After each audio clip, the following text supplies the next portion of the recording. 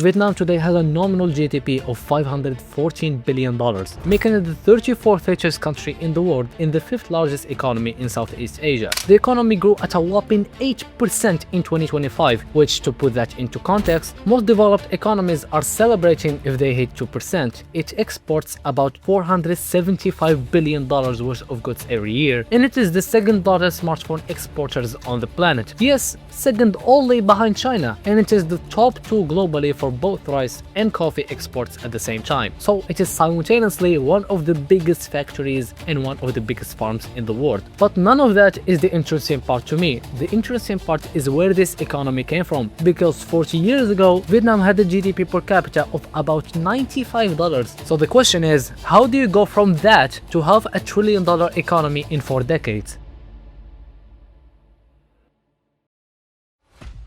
When the war ended in 1975, the Vietnamese Communist government did what communist governments do. They nationalized everything, banned private trade, and started collectivizing agriculture. The farmers were not happy about this, and agriculture output collapsed. But it got worse. In 1978, Vietnam invaded Cambodia to remove the Khmer Rouge, which was genuinely one of the most brutal genocidal regimes of the 20th century. So you can understand why. But China was backing the Khmer Rouge, and China did not appreciate Vietnam removing their ally. So in 1979, China launched a military invasion on northern Vietnam, and after that came a complete Chinese economic embargo on top of the American trade embargo that had been in place since the end of the war. So Vietnam was now at war with its Chinese neighbor on the north, occupying Cambodia, which was costing them enormously, cut off from American markets, cut off from Chinese trade, and the collective farming experiment was failing spectacularly. The results was that by the early 1980s, inflation in Vietnam was running at over 700% a year. Let me put that in perspective for you. If something costs you 100 dong in January, by December it costs you 800 dong. The money was essentially worthless. GDP per capita was sitting at around $95, one of the lowest in all of Asia, and the entire economy was surviving on Soviet aid that was coming in at $4 million a day. This is the starting line, not just from the war, not just from colonization, but this 1980s Vietnam is where the economic story actually begins.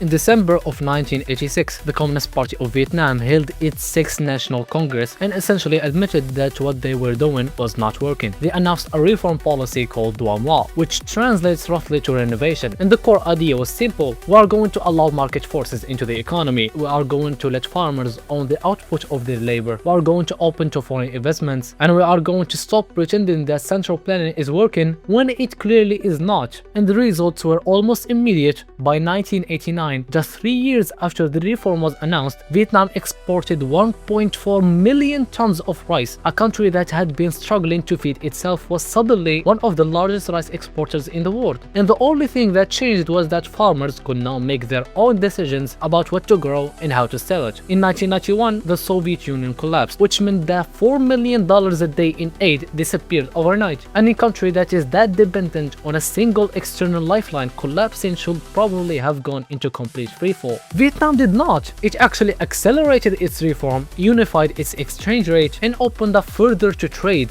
Then in 1994, the US lifted the trade embargo that had been in place for 19 years, and Vietnam joined the Association of Southeast Asian Nations the following year. And from that point, the trajectory was almost straight up. In 1996, Samsung showed up and started manufacturing electronics, which turned out to be one of the most consequential foreign investments in modern history. Because Samsung did not just build one factory, they built an entire ecosystem, and other companies followed. By the time the US-China trade war started in 2018, Vietnam was perfectly positioned as what the business world calls a China plus one destination. Meaning companies that wanted to reduce their dependence on China for manufacturing started looking for alternatives. In Vietnam, with its cheap labor, young workforce, improving infrastructure, and a government that was actively courting foreign investments, was at the top of the list. FDI disbursement hit a record $25 billion in 2024 and $27 billion in 2025. There are currently over 42,000 active foreign investment projects in the country.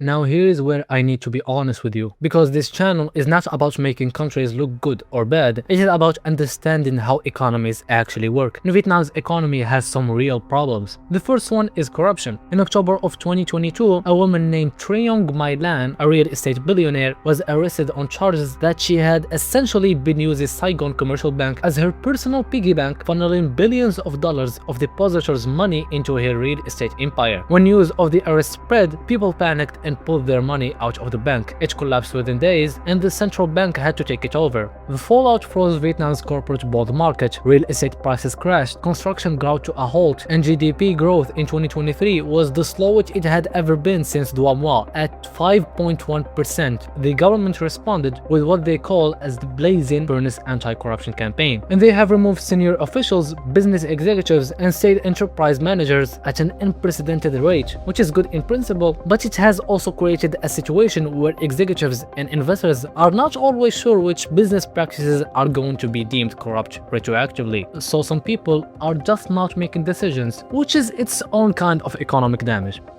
Another problem is the US tariff situation. In April of 2025, the Trump administration announced a 46% tariff on Vietnamese goods, which is enormous given that Vietnam exports $153 billion worth of goods to the United States every year. That is more than 60% of Vietnam's entire GDP going to one country. There was a deal reached in July that brought it down to 20% for most goods, but the underlying reason for the tariff is a problem that does not go away easily. Vietnam imports $186 billion worth of goods from China and exports $153 billion to the US, and American officials argue that some of that is Chinese goods being rerouted through Vietnam to avoid US tariffs on China, which is called transshipment. And there is the longer term challenge, which is that Vietnam is racing against time in a way that most people do not fully appreciate. Its demographic dividend, the period where it has more working age people than dependents, is projected to end by 2039, and the labor force peaks around 2042. After that, the cost of an Asian population go up, and the primarily competitive advantage, cheap young labor, goes down. Vietnam needs to move out the value chain fast enough that by the time the labor cost advantage disappears, the country is competing on skill and technology instead. And right now, only about 28% of workers have formal training or degrees.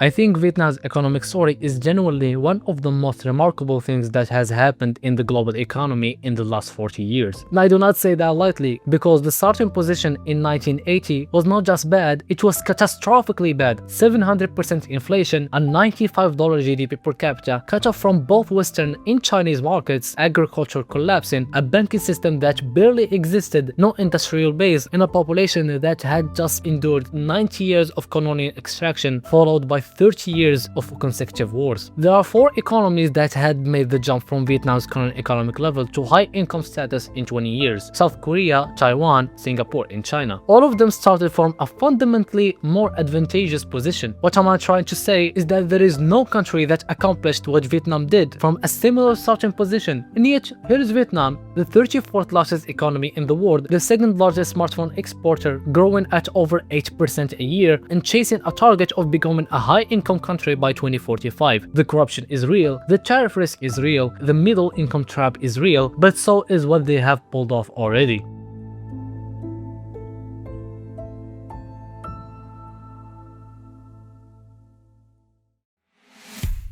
Thank you guys for watching. This was the second part of a 2-part series on Vietnam's economy. If you want to go back and watch how they got to the starting line, the link is going to be right up there. A like and a subscribe helps the channel more than you can imagine, and I will see you in the next one.